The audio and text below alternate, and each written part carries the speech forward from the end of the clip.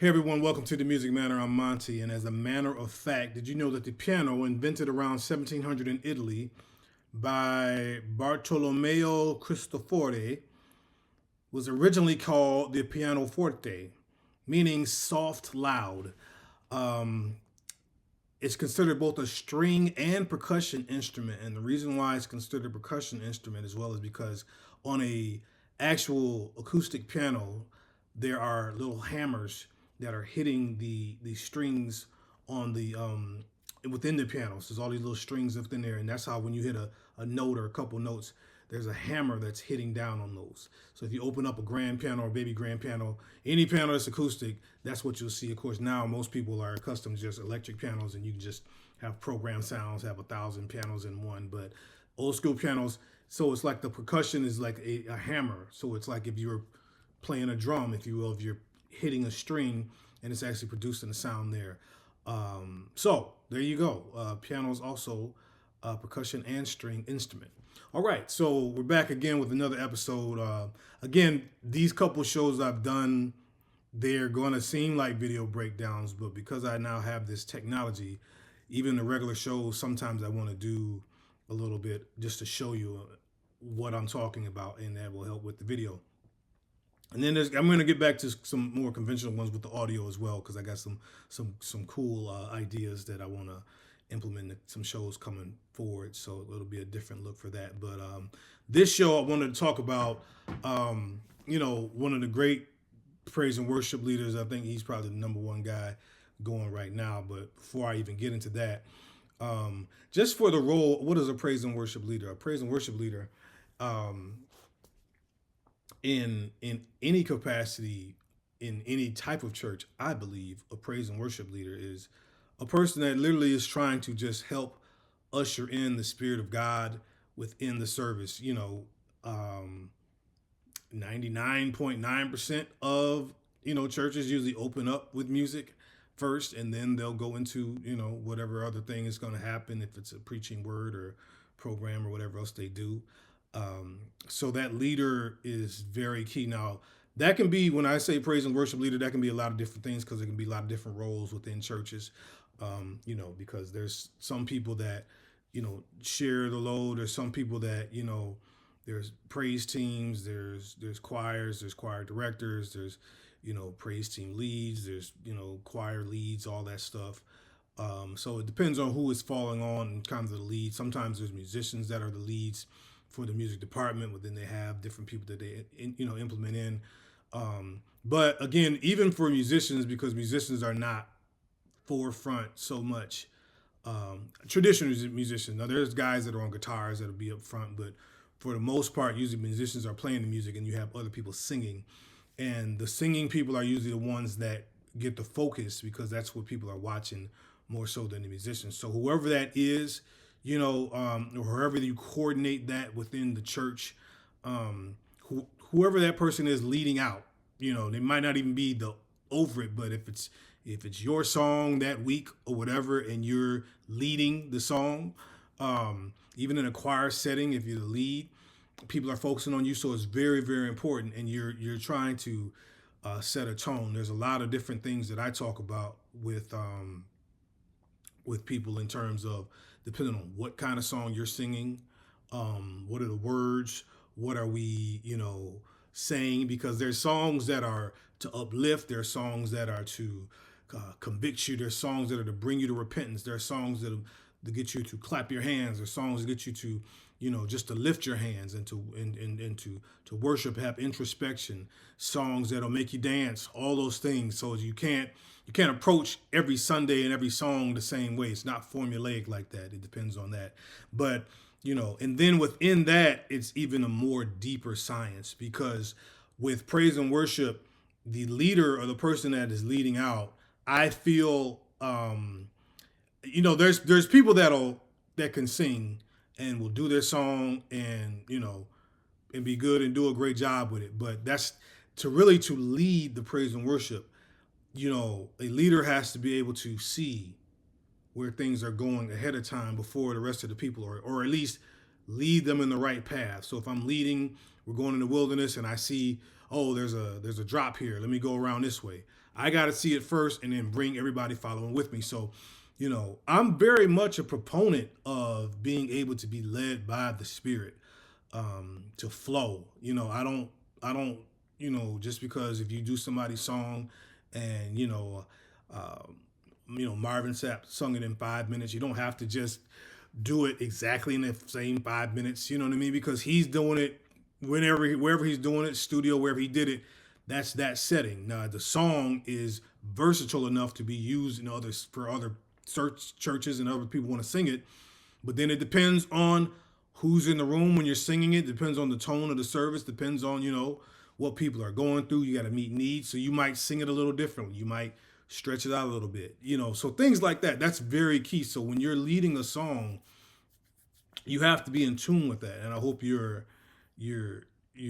open enough to be receptive to what God wants to do, because just like a preacher will have a message and sometimes he'll kind of maybe veer off his notes. He might have had something prepared for the people that day, but then even in the middle of the message he'll just be like, man, let me just talk about this real quick. Usually because they're sensing something in the room, or somebody, there's a need, or just God is telling them, I know I gave you this, but go this way. It's the same thing. It's with praise and worship and music. So the leaders have to be in tune, and then the people that are following the leaders have to be able to flow with whatever they're doing. And you want, of course, you know, not go veer off to be a distraction. You know what I mean? That's why, there comes practice and repetition, so you kind of know what you're doing. But then also you have to know each other well enough that if you want to flow, you can flow. You're not just, it's not like a performance.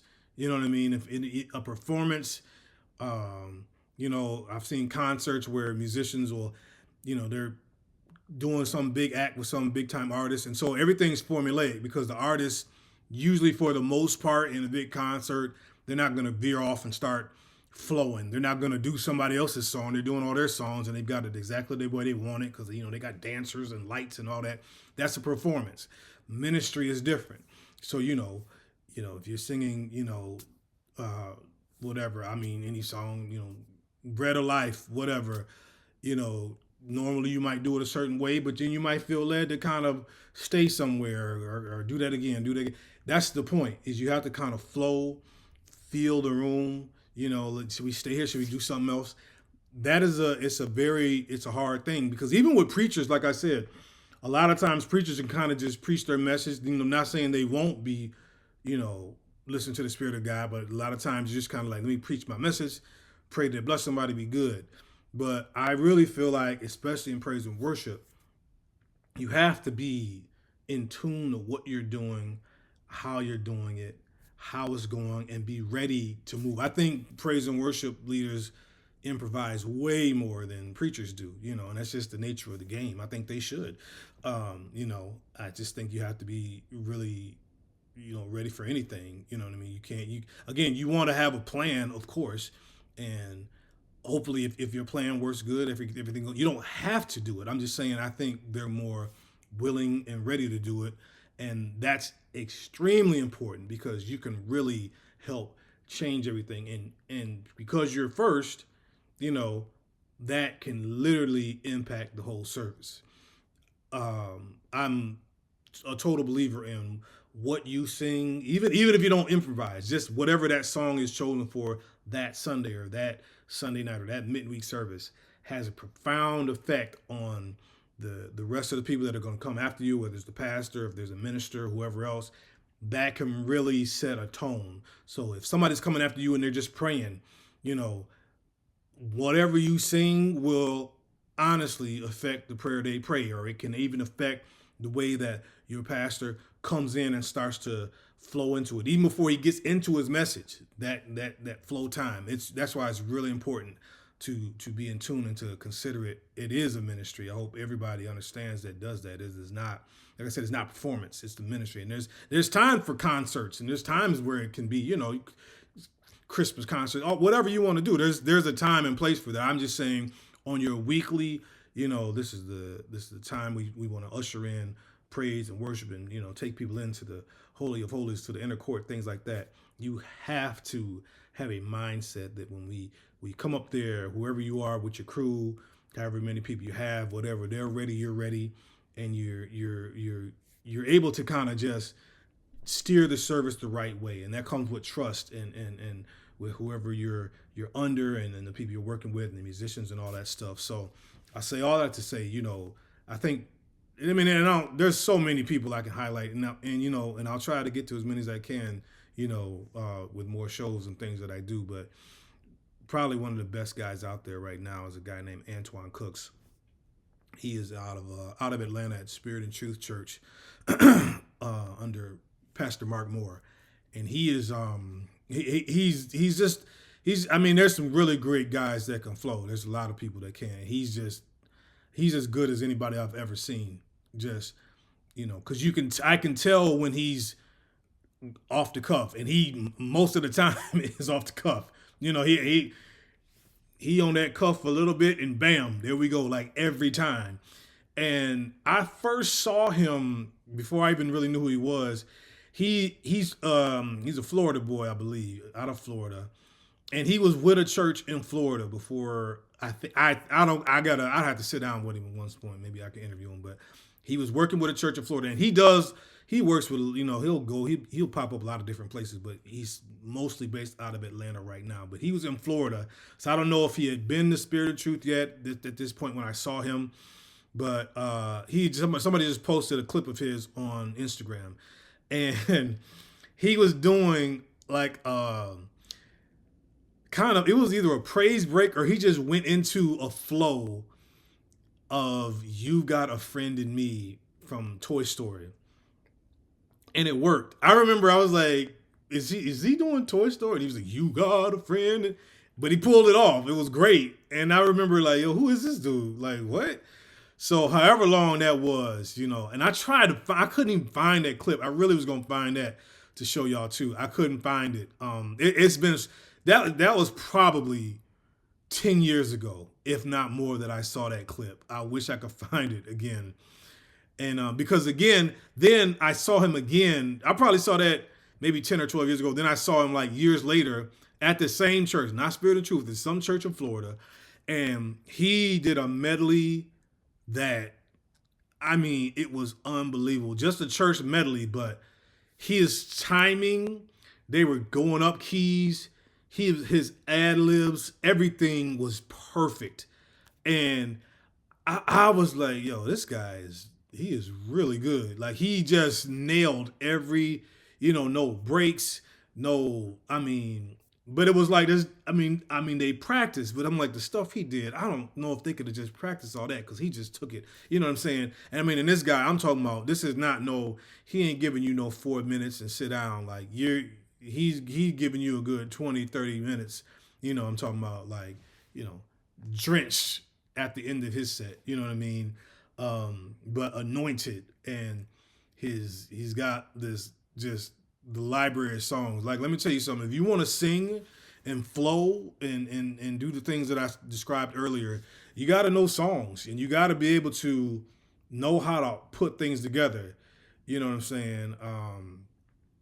You got to know how to, you can't be singing, "I've been running for Jesus for a long time," and your transition is, "Precious G." That's not a right transition. No, those are two totally different type of songs. You got to kind of, you know what I'm saying? And he can really just go in and out the right songs. He's in full control of what he's doing. That's another thing too. Sometimes you'll see praise and worship leaders that are trying to veer off and try to ad lib, but then they'll kind of run out of gas and not really know where to go, and kind of like I don't want to say he's never not done it, but the times I watch him, I've never seen him do that. It's like he knows exactly what he's doing. Open to the Spirit, can flow, got a library of songs in his head. Like, I think I'm pretty good with that, but this guy's just got just anything, and you got to do it fast. It's not like he's got time to wait. Okay, take a break. Like, he'll go right into it and go into another one, and it all flows together. And that's and there's a couple people, like I said, it's not just him, but he's because I actually saw him in person. You know what I'm saying? Like, I was, and it was just like, wow, just as advertised. Like this guy is really, knows how to usher in the spirit of God. And when you can do that, it it helps people because people are walking in the room that are going through things and they might not be in the right mindset when they're coming in. They just barely making it into the church. You're crawling into the church. So to come in and the music hits you and the praise and worship hits you and it's elevating you, that's less work that the man or woman of God at the church has to do when they're ready to minister, because it's hard to minister to people who aren't really receptive because they're distracted from whatever they're going through. But when the ministry of music can take that away from you, everything else can fall into place. So I'm going to just give you a little bit. There's so many clips I can choose from him. I'm going to just give you a little bit because this guy is just a powerhouse here. But that's why we had to go to the, we got to go to the video here and show you a little bit. This is a great example here. So they're already in the middle of it.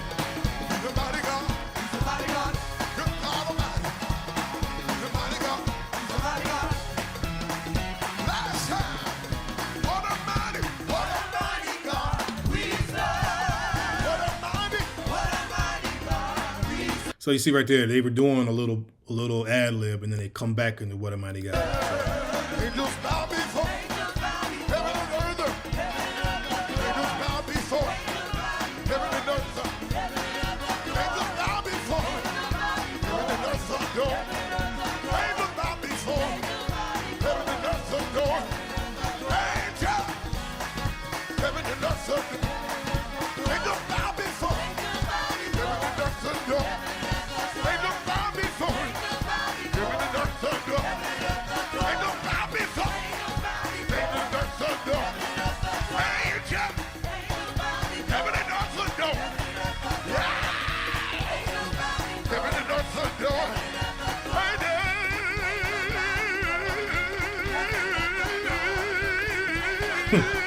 Hey, he's totally comfortable. You see what I'm saying?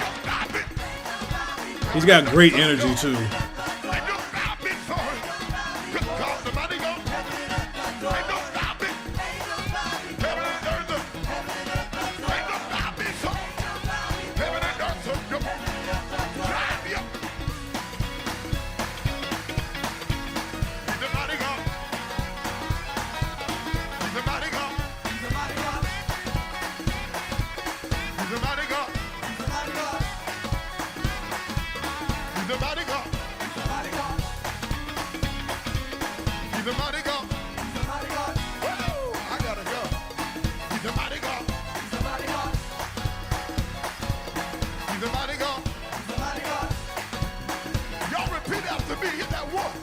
What a mighty God. What a mighty God.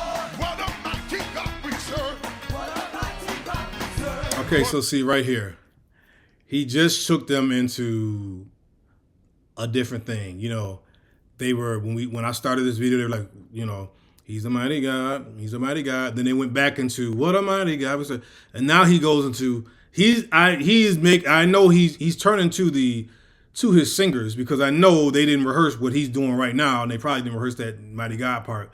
But he's now taking them in. So when did he get this? I don't know. Because again, it's hard to get a whole new ad lib as you are singing. You know what I'm saying? I mean, he's breaking up a little bit, but he already knows what he wants to do. He's telling them now he's taking them into something else, but it's all flowing together.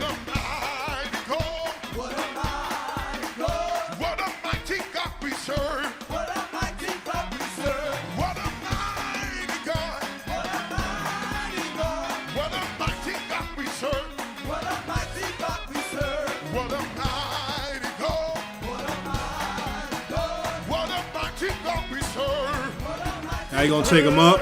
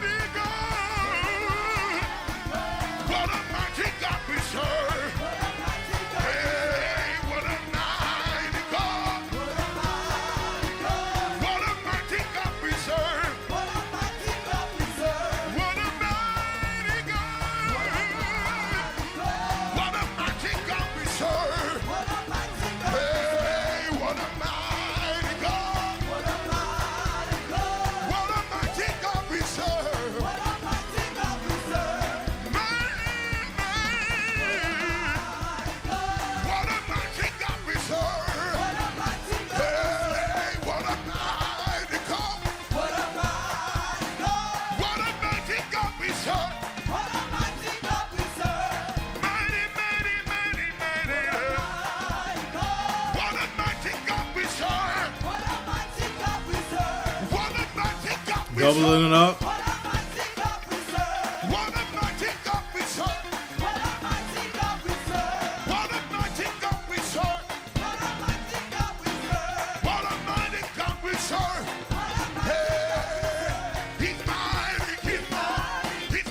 Changing it up again.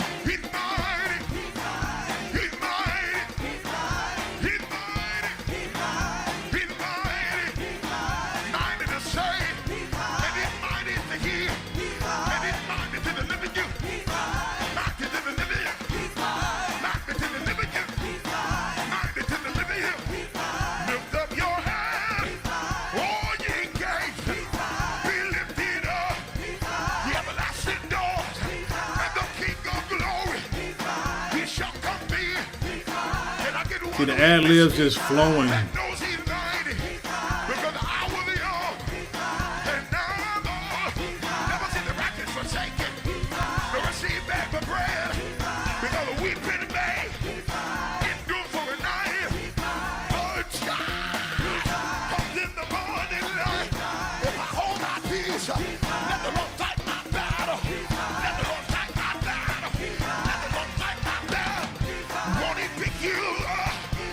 This guy, he's got it, man. He's just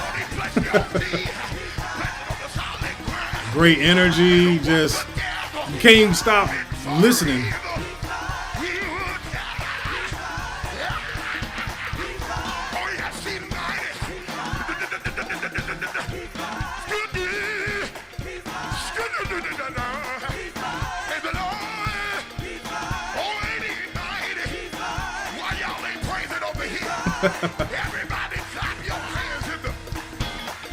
All right, man. That's. I mean, this goes on. This is what he does. Like you go there. That's what you like.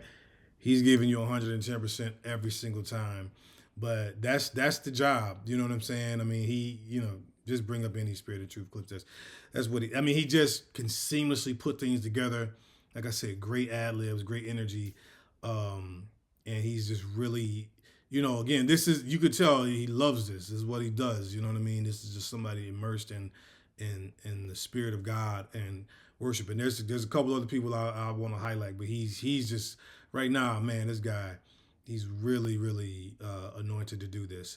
And so I hope those that do it, not that you want to emulate what he's doing. You got to make it your own. But the passion, you know what I mean, that he does it with, yes, take that with you. You know what I mean? Make sure you have that. Make sure you're able to kind of, and don't be afraid to, like some people are so afraid to like try things. Oh, if it messes up. Listen, I'd rather you try something, and if it messes up, it messes up. All right, we'll reset. We'll get it back. But to never try it and to never try to step out and do something, and if you feel led, you know what I mean, just trust yourself. You know what I mean. Put in the work, put in the time. You got the right heart to do it, so God will bless it. You know what I'm saying? But yeah, great example if you're looking to kind of learn it a little bit more and watch some of his stuff. And then there's a few other people I can highlight as well. Q and Indy, shout out. You know what I'm saying? Lighthouse, H-Town, all them people, they doing some great jobs. It's all over the country, some amazing people. Z Ellis too, but we'll highlight some more. But check this one out for sure, and then video breakdown is coming as well. Got a great video breakdown. Excited for that. All right. But guys, until I see you next time, you know what I want you to do. Please be blessed. Stay sharp.